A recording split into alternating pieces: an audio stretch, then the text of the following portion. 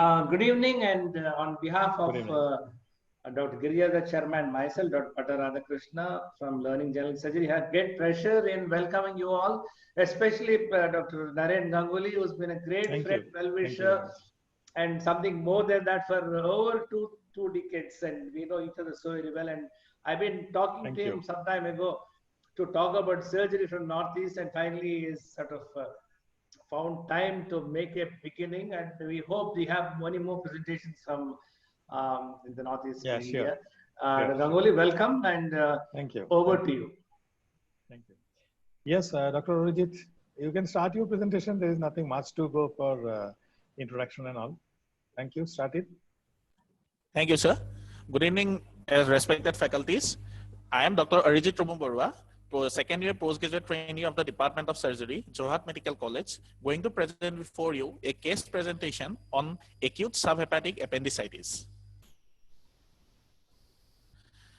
The patient particulars in chief complaint: a 21-year-old Hindu unmarried male Mason, care of XSX, coming from Borhula of Titabar subdivision of Jorhat district of Assam, was examined on 23rd of June 2020.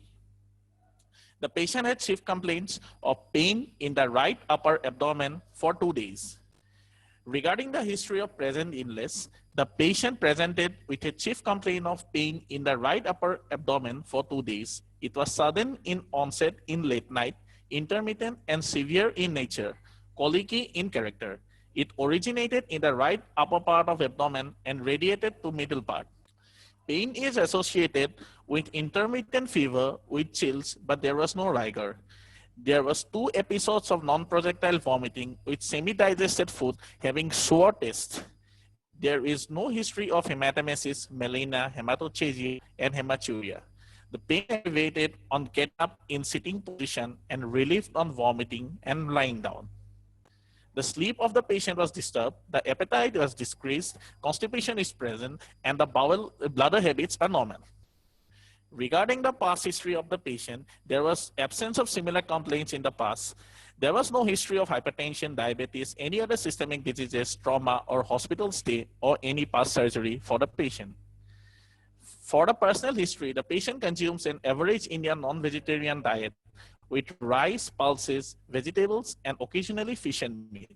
He is a non-smoker and non-alcoholic, but chews tobacco. There is no history of mainline drug abuse or unprotected sexual intercourse. The person lives with his parents and younger brother and sister. All are enjoying good health, and there is no history of similar illness in the family.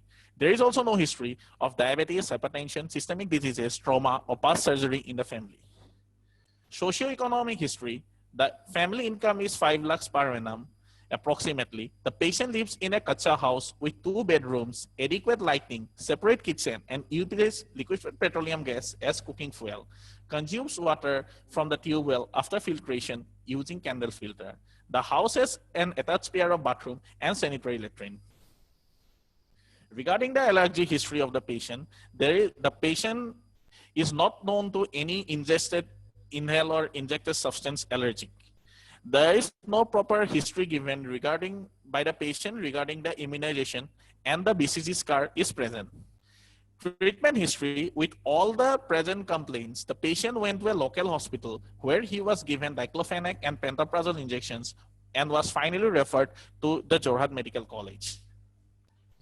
History done. General examination: the patient was examined after taking consent in a well-lit room after adequate exposure in supine position.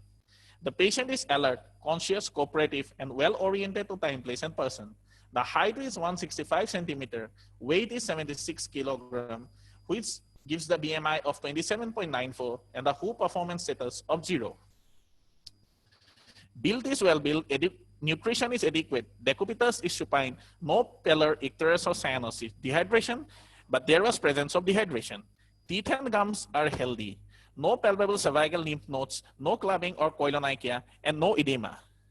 The pulse of the patient was 102 per minute, regular, normal volume, catacrotic, there was no radioradial or radiofemoral delay, and all Peripheral pulses are palpable.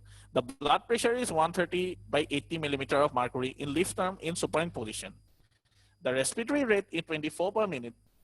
Temperature 100 degrees Fahrenheit and SpO2 is 99% at room air. Now coming to the examination of the abdomen. On inspection, the shape of the abdomen was normal. Movement with respiration, abdominothoracic, umbilicus inverted and normal in position. There was no scar, no pigmentation, no visible engorged veins, no visible lump or swelling, no visible pulsation, no visible peristalsis, no peristalsis. Hernial sites are intact and external genitalia was normal. Palpation, superficial, the temperature was raised. The tenderness was present over the right hypochondrium and right lumbar region. No palpable lump or swelling. On deep palpation, tenderness was present over right hypochondrium and right lumbar region. The rebound tenderness was present over right lumbar region. Murphy's sign was present. Liver and spleen were not palpable, and bilateral kidneys were not palatable. Percussion, there was tympanic note on percussion. Liver dullness was not obliterated, no fluid frill or shifting dullness. Auscultation, normal bowel sounds heard in all the quadrants of the abdomen. The pararectal examination, inspection, no skin tags, external hemorrhoids, or any other abnormalities detected. Palpation, no abnormality detected, and examining finger contains stool, tinge of stool. Systemic examination, the cardiovascular system, there was no abnormality detected on inspection, palpation, and auscultation. The respiratory system, there was also no abnormality detected in inspection, palpation, percussion, and auscultation. Central nervous system, higher mental function, cranial nerves, sensory and motor system, and reflexes are within normal limits. The GCS of the patient was E4, V5, and M6. So the case from history and examination, the summary of the patient is as follows. A 21-year-old patient presented with a chief complaint of pain in right upper abdomen for 2 days, which was sudden in onset in late night, intermittent and severe in nature, colicky in character. It originated in the right upper part of abdomen and radiated to the middle part of abdomen. It was associated with intermittent fever and 2 episodes of non-projectile vomiting. On general examination, there was fever, dehydration, and raised pulse rate. On examination of the abdomen, there is tenderness over right hypochondrium and right lumbar region with rebound tenderness over right lumbar region. Murphy sign is positive. There is no palpable lump, swelling, pulsation, or peristalsis, and no fluid frill or shifting dullness. No abnormality was detected in pararectal examination. So the provisional diagnosis of the patient is acute abdomen due to acute cholecystitis. The differential diagnosis stands at cholangitis, choledocholithiasis, hepatitis, peptic ulcer disease, acute appendicitis, inflammatory bowel disease, irritable bowel syndrome, and myocardial infarction. We did the following investigations for the patient. The blood investigation, the total leukocyte count stands at 10,280 cubic millimeter, with neutrophils 82.3%, lymphocytes 10.4%, monocytes 4.1%, eosinophil 3.2%, and basophil 0. Hemoglobin is 11.2 gram per deciliter. Platelet count is 1,59,000. RDS 108 milligram per deciliter. Creatinine 0.61. Urea 20.65. Total protein 7.32 gram per deciliter. Albumin 3.67 gram per deciliter. The albumin and globulin ratio was 0.7. AST was 40 and ALT was 11. Alkaline phosphatase was 102 microliter. Total bilirubin was 0.35 milligram per deciliter. The direct bilirubin 0.20 and indirect 0.5. Sema amylase lipase was normal. And ECG, there was normal sinus rhythm with no abnormality detected in the chest X-ray. On doing the ultrasound of whole abdomen for the patient, the impression was free fluided probe tenderness in the right lumbar region, appendix not visualized, liver, spleen, and kidney size and ecotexture, gallbladder wall thickness is normal, and no calculi seen. CVD is of normal diameter, and no intranebular calculi was seen. Contrast enhanced CT scan of the whole abdomen was done, which shows the impression of acute appendicular pathology with subhepatic position of appendix with possible lump formation. This is the CT images showing the appendix with periappendiceal fat stranding and adjacent mesenteric inflammation.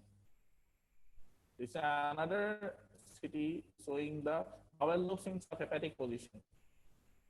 And this CT shows the ulna. With this, the final diagnosis of the patient is acute subhepatic appendicitis. Thank you.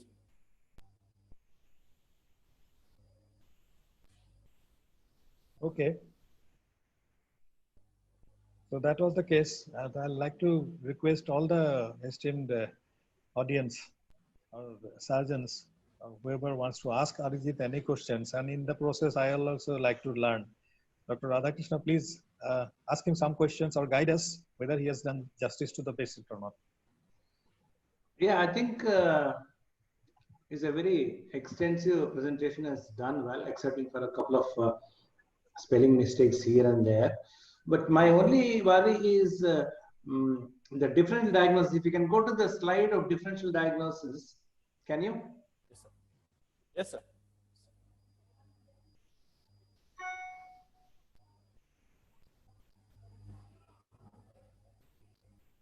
Yeah. The thing of inflammatory bowel disease, irritable bowel syndrome, myocardial infarction, I'm afraid whether we can take these as any of the different diagnoses in a pain and tenderness and clinical signs located in the right upper quadrant, because they have their own individual symptoms and clinical features. So this is a, why did you keep these as your different diagnosis? Inflammatory bowel, if it's inflammatory bowel disease, then what is it?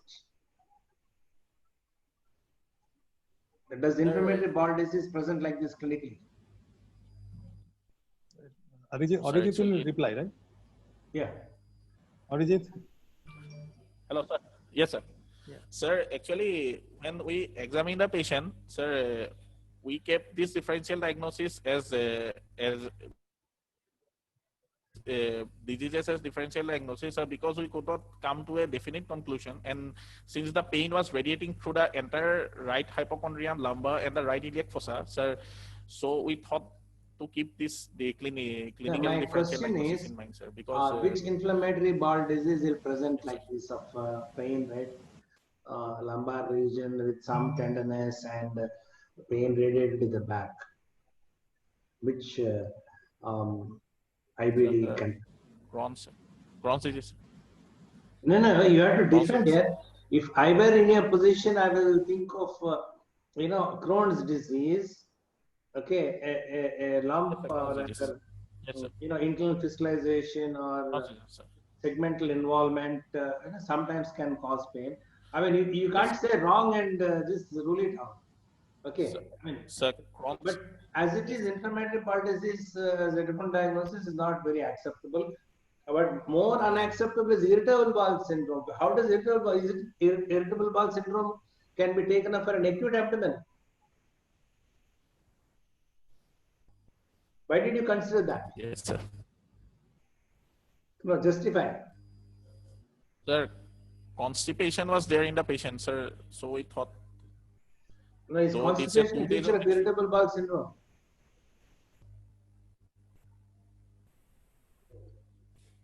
So after such an elaborate and methodical presentation, different diagnosis, I was a bit worried. You have to be very, very careful, because you can't bring in unrelated conditions which you're not able to justify. If a question is asked, this is no, sir, by mistake it is come in, is not a very acceptable. And even myocardial infarction also will not have clinical signs what you see in this patient. Yes, sir.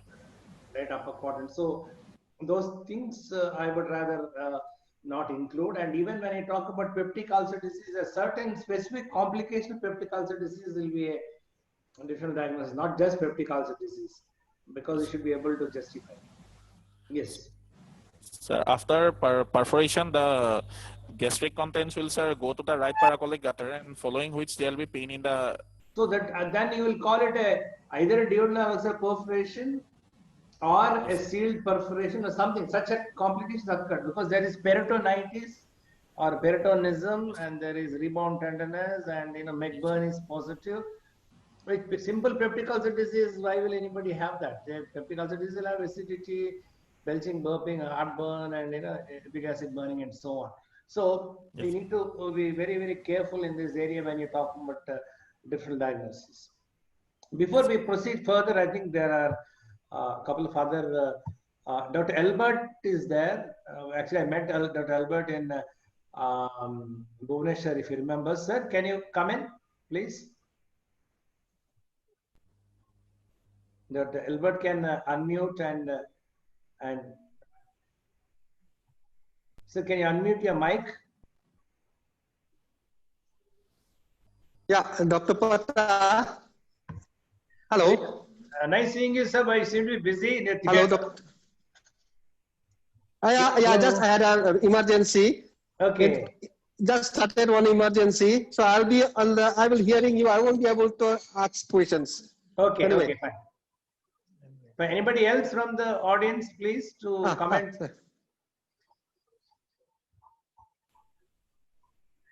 Yeah, Dr. Ganguly, what are your questions? Actually, differential diagnosis regarding this slide, I'd like to just clarify. I'm just trying their PG students. This is our first batch. No, we have got this is 2 batch only. So trying to keep their minds open so that I ask them to go for as many differential diagnoses as possible while preparing for the final diagnosis. That is my defect, you can say. I'm responsible, not they're responsible, but I ask them to choose their disease. Myocardial infarction, because I have lost 2 patients who had upper abdominal pain, and recently we did a D2 gastrectomy patient we lost on the night of operation. But only problem was upper abdominal pain, and it probably was myocardial infarction. So that's why what I ask my students or my junior colleagues to remember that if you have too many diseases in the differential diagnosis, it is not in a way going to harm the final diagnosis or provisional diagnosis, because we'll ultimately select out or one by one the differential diagnosis, whatever we have written. Sometimes it might sound very stupid, but it doesn't matter. The stupidity itself is exclusion. But if we have a wide range of differential diagnosis list in our mind, probably sometimes we do not miss rare diseases. Say, for example, this patient, we had in our mind acute appendicitis, and it came out to be acute appendicitis, and the percentage is very low. You see, it's at 2%. So otherwise, we would have missed it. If the total leukocyte count was more than 12,000, probably we would have opened up the patient for cholecystectomy and we would have done appendicectomy. So differential diagnosis slide is okay. I take the full responsibility and blame, because this is nothing. Only I'm asking our junior colleagues to remember that many diseases can give rise to similar symptoms, and no matter how stupid they sound, you write it, because differential diagnosis is only a list. We will exclude one by one. And MI, so that we do not lose patients, because it is very disheartening. A surgical patient comes to the ward, admitted as a surgical patient, and patient dies of myocardial infarction. So that's why any upper abdomen pain, and that is a rule of thumb for cardiologists, that they say that any pain above umbilicus must be evaluated for myocardial infarction. So even though the boy was young, we went for an ECG and saw that at least the ECG tracings were normal. So differential diagnosis, I'll do only say this much. And one thing which I object to all my cases, that non-projectile vomiting, Arijit has said, all vomitings in this type of cases are projectile vomitings, not non-projectile vomitings. And this process, non-projectile vomiting, is only found in achalasia cardia or advanced intestinal obstruction that we have discussed. So from my side, in this case, I'll only point out that, and rest of the things, I knew differential diagnosis will generate some friction, and especially you will point it out. But that was entirely my creation and my idea of getting ready for even surprises. So that is it. And rest of the thing is that it is a case, subhepatic appendicitis documented case, and maybe in 2 cases in 100 similar cases, we'll find out such patient. So that is from my side only, addition or whatever you say. And rest, definitely I'm here to learn also how to guide them. So if anyone puts up some suggestions and guidance, then that definitely is welcome, and I'll be grateful for that. Thank you, Radha. Please take over. Yeah. Now you have done your CT scan, and that suggests a mass, right, in the right upper quadrant, an appendicular mass. Yes, sir. Yeah. How many days old history is this? 2 days. 2 days also. Yeah, right. See, do you think that it is just an appendicitis or a ruptured appendicitis? Yeah, picture look like that, CT picture. No, because usually, or the mass formation will be at day 4, day 5. Usually day 1, day 2 does not happen unless until there is some either gangrenous appendicitis or some sort of perforative thing which trying to get sealed. It's an acute situation. So we need to know whether it is a perforation or not. Otherwise, how can we make out an image that it's sort of gangrenous or it is a perforated appendix? Is there an appendicolith? Is an appendicolith? They did not show.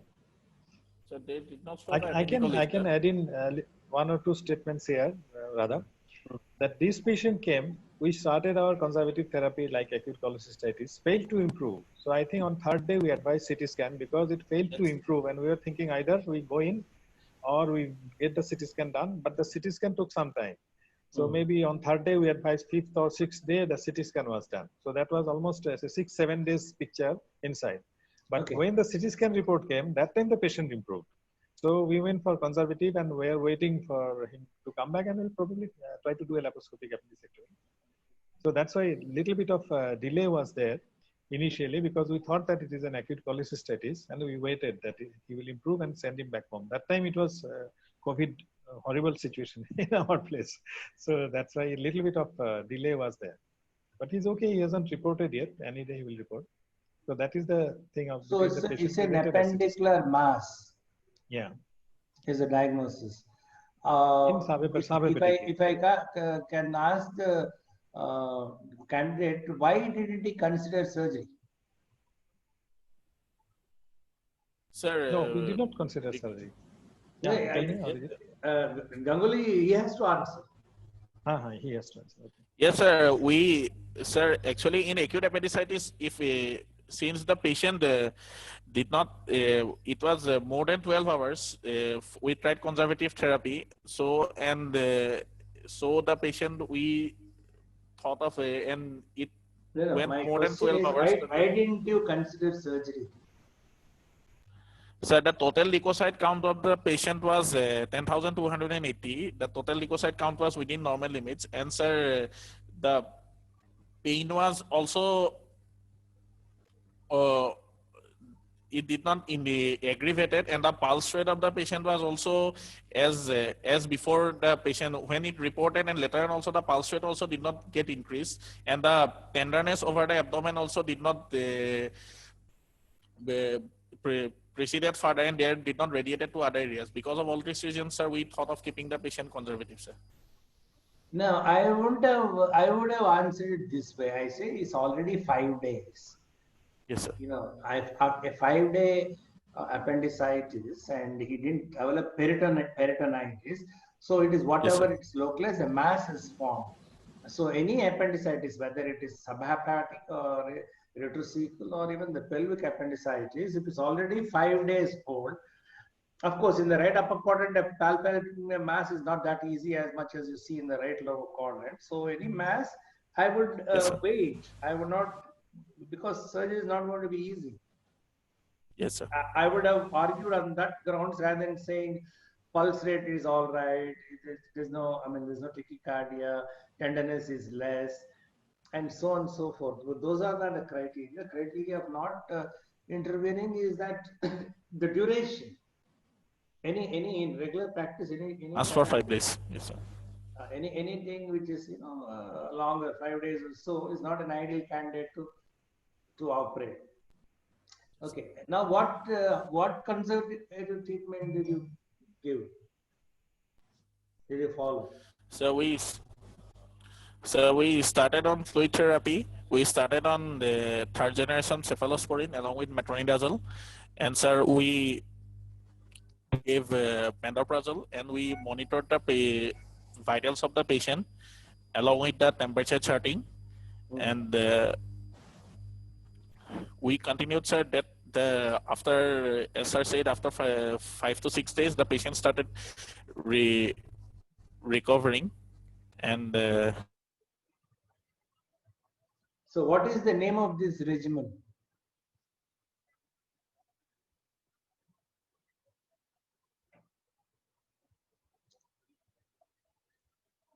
Yeah, Harijit? Arijit? I think is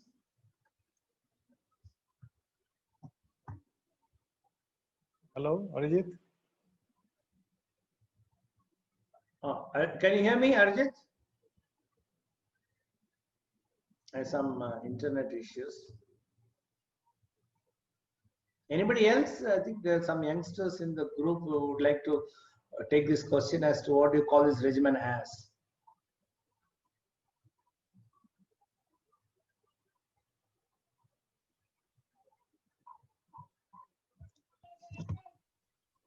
Arjit, are you there? I think he has to log in again. It's Ochsner-Schlemm regimen. Yeah, that's right. It's Ochsner-Schlemm regimen. Not exactly, but that's of course you keep nil-oral, IV fluids, antibiotics, and so on. And you know, but again, Dr. Atul answered this question. Who? Hello. No, that was me, sir. This is Dr. Siab. Yeah. Now again, suppose if this person about a day or two later continues to have temperature, spiking temperature, how will you proceed? Well, if the patient is persistently spiking fever, we would like to repeat the imaging for this patient. Maybe he might be developing some kind of an abscess. Right. And if there's an abscess, then what will you consider? Well, in case of an abscess, we would try to see if it is possible to do image-guided drainage and to leave a drain over there for the time being. Because as you already said, the surgery won't be the ideal option in such a case because a mass has already been formed. If it is not possible at all to go for image-guided drainage because of the bowel loops on the top, then we might consider surgery if the patient is deteriorating persistently. Yeah, I mean, patients usually, as you rightly said, there may be a collection of pus is what is the usual cause, and surgery very, very unlikely. Quite often, you know, they'll respond to percutaneous, especially right iliac fossa is not such a risky area to drain. We've done so many times, and yes, sir. Yes, of course. times we can do a pigtail, and quite often they respond. Because patient not responding to and then going in surgically is going to be a difficult situation. Quite often you may land up in what you call as a right hemicolectomy or a limited resection, which is not a great thing to do. Yes, sir. Yeah. Of course. Arijit, yeah. Now, Dr. Ganguly is talking about lap appendicectomy later on. Yeah. When do you do it? Yes, sir. In case? Sir, after 6 weeks of initial presentation, sir. Now, is there any Interval appendicectomy controversy in this area of interval appendicectomy? Yes, sir. Means if we do, yes, previously it is thought that, sir, appendix was a vestigial organ. Now the thinking is that it is a very important part of the has a contribution in immune system as well as in the preservation of the glide microflora. So if the patient doesn't come to doesn't have any symptoms of appendicitis later on, so then we can defer the appendicectomy as well. But in many of the cases, the recurrent appendicitis occur within 1 year of the initial presentation. So if this happens, then we have to go for operative procedures. Dr. Siab, you agree with him?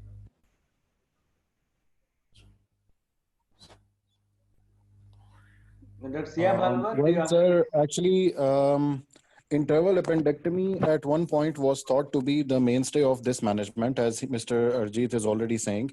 But now there have been studies in which they have showed that the rate of redeveloping acute appendicitis after resolution of appendicular mass disease is quite low, and they can be left as it is.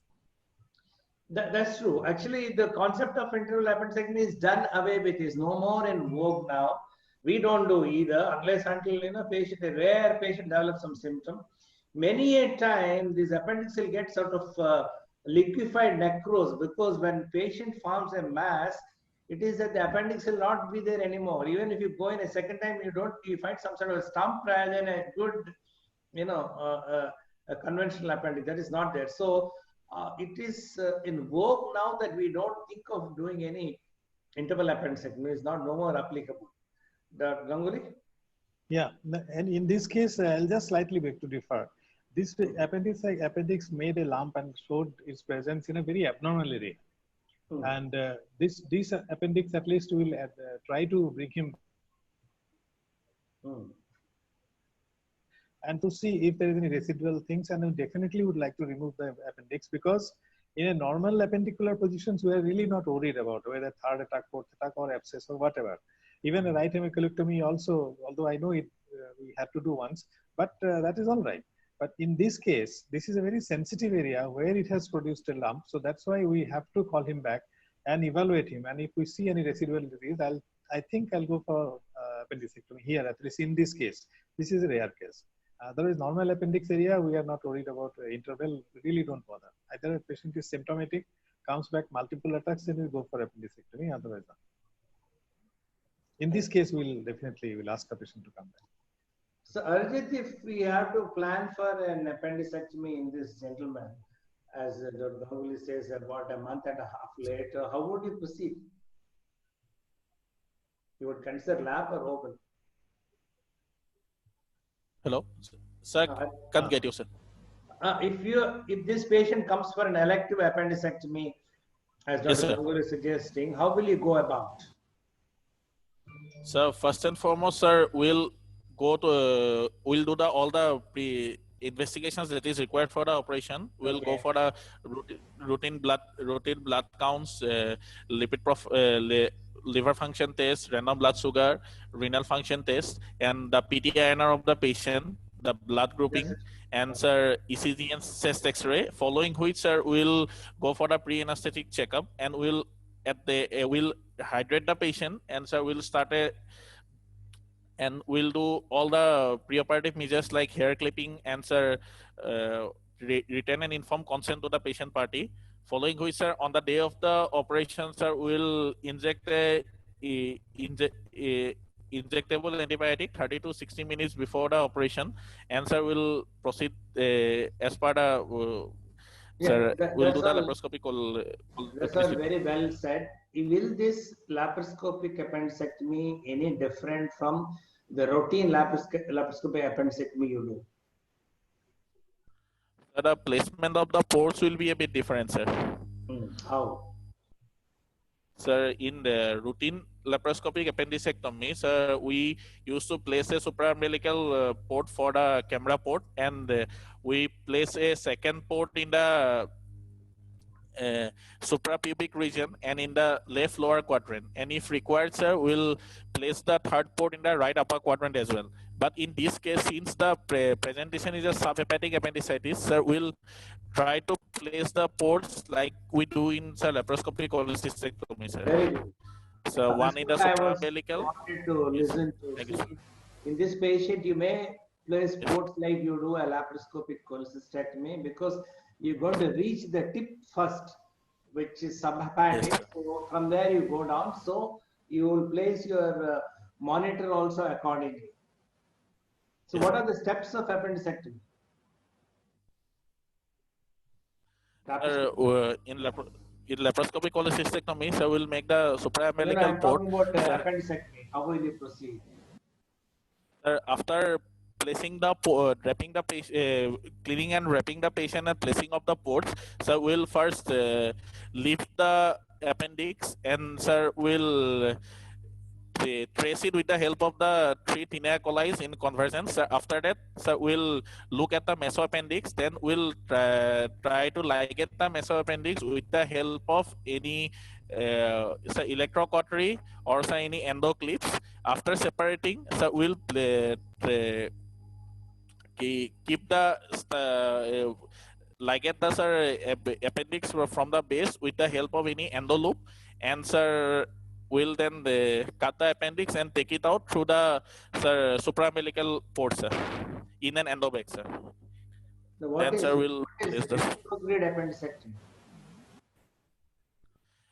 sometimes what happens is that sir, we don't the appendix remain attached to the cecum or the intestine, sir. It is not possible to find, so sir we start from the base. So we first ligate the base and then we proceed towards the tip, sir.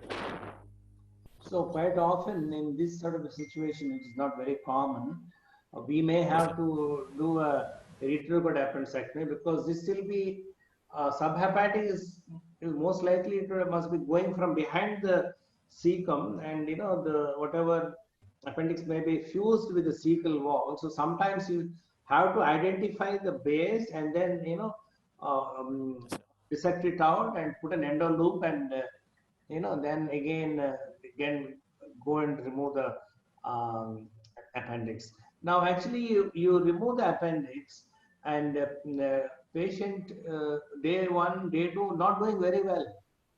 He's got some localized tenderness, he's got fever. What will you suspect? Sir, leakage from the appendicular stump, sir. Okay, how will you diagnose? Sir, sir, if there is any leakage from the appendicular stump, sir, it will definitely irritate the peritoneum nearby. So there will be tenderness in the operative area, as well as sir, there will be rise in pulse rate, sir. How will you diagnose clinically and then otherwise? Sir, after clinically diagnosing, sir, we'll go for an imaging of the person. Then, sir, there will be localized collections will be there, sir, in the affected area, sir. So what will you do? So if there is any stump leakage, sir, then we have to place a percutaneous drainage, sir, to and might have to re-explore again, sir, if there is the leakage doesn't stop, sir. So how do you re-explore? Sir, so we'll go for an open procedure, sir, at that time, sir. Good. Yeah, but that's what I was expecting, because when we have a situation like this, which I had seen also, earlier the better to go in and deal with it, or whichever way, preferably by an open method, to avoid any longer hospital stay and longer morbidity. I think that is a good approach that you have taken to deal with it. Any comments, Ganguly? No, I think I'm expecting, enjoying your comments only. Let me learn. Please continue. Start asking questions here. I think these are much more important to these kids as to how to catch a post-op complication early and act on it and try, because appendix sometimes can give rise to a lot of morbidity, which we had seen in our experience. Because I've seen also patient presenting with the bleeding from the appendicular artery, where if there's a bleeding from the appendicular artery, quite often we can go laparoscopically and try to buzz it. But the knot slipping out is a disaster, which needs open surgery very, very quickly. Otherwise, these patients can develop a fecal fistula and a huge problem after that. Any comments from anybody else, please? I'm happy you have asked questions, and our student Arijit could stand up. So I really thank you very much, and thank Arijit also. He seems to be quite good and he's done well. And I just want to know if anybody else wants to. Siab, you have any comments to make? Thank you very much, sir. It was very informative and very nice. Yeah, I mean, I should thank you because the presentation is from your side. But actually, Dr. Sarveshwar Bora is there, our local. Please, sir, please. I wasn't expecting to be an examiner. I just. Sarveshwar da, apni unmute kori kiba eta amar lorak encouragement or blessings diok. Hello, Dr. Radhakrishnan. Hey, Bora, how are you? Are you fine? Fine. How are you? Nice seeing you. Are you in Tejpur? No, I'm in Nagaon No, now. he's Nagaon. No. He's I am king of in Nagaon. Nagaon. I have shown your face to my children that he is the person who helped me in AIMS very much. even by giving me money, he has helped me. Okay. It is very nice that after so many days, I have seen your face. Oh, the pleasure is mine. So nice. Dr. Bora, you are one of the big shots in ASA of that area. What are your comments? ASI, and he's the king of Nagaon.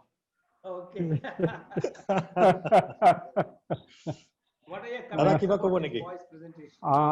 No, it is nothing dear. Radhakrishnan, he is so much meticulous that during our training in AIMS, we always ask him and we always follow him that he is our guide at that time. So I have nothing to ask anything more because he is so much a knowledgeable person, and I thank Dr. Ganguly for inviting Yes, him to this webinar. It is very nice thing that a person like Dr. Radhakrishnan is invited to give lecture to our students. It is very nice, Dr. Ganguly. You have done a very good thing. Thank you. But the credit goes to Dr. Radhakrishnan, sir. Actually, he is the host today. My request, Ganguly, is I would love to have more and more presentations from your side. You know, not necessarily unusual cases, even the usual cases. If your PG is present, and we have so many other eminent faculty all over India who can do a clinics. Yes, I'll do that. You have at least a case a week will be very ideal. Okay. Right? We'll do that. Okay. Well done, Arijit, and I'm very happy. It's Yes, a well nice, done. interesting case. And then Thank please you. let me know as to what happened a month and a half later. And I understand that you have certain restrictions because of COVID, that you can't investigate the way you can do during non-COVID times, and that also is altering management, as a matter of fact. True. Yeah, anyway, all well that ends well. Thank you so much. Thanks for being Thank there. you very much, And Radhakrishnan. I again, my request is, please, I want more and more participation from the Northeast in terms of. Okay, I'll make you tired. Afterwards, you will have to say no more. No. LGS will never say that. Yes, Arijit, will do that. Yeah.